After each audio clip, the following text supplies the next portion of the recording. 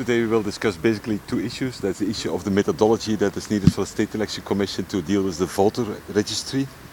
And the second issue we will deal with the media issues again. We hope, of course, for constructive cooperation of all the parties today, and I think there are indications that this will go better than it used to be.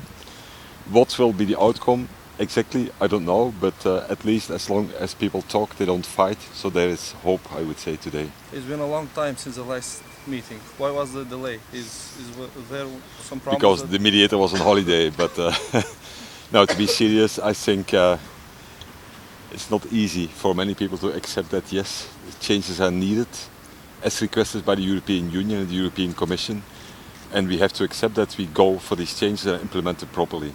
2 million citizens, 1,100,000 voters. Do you think that we can have,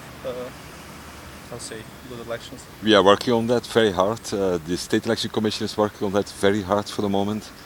They are discussing deadlines and ways to how to deal with the voter registry. I am quite confident that at some point there will be properly conducted elections. Did you have political agreement for the General Secretary of the Commission to be Albanian?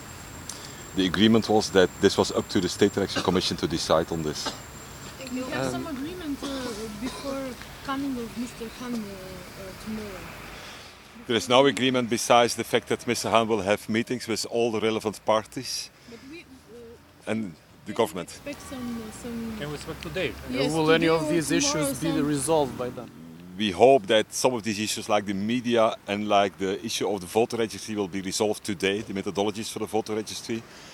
So that would make it easier for Mr. Hahn to conclude also some of the other difficult topics. That means that you will work with the representatives of political parties all day today?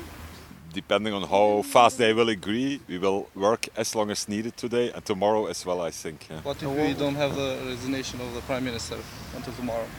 That's a pure speculation. I have no doubt that he will stick to his commitment and the agreement that was concluded in Pregino earlier on.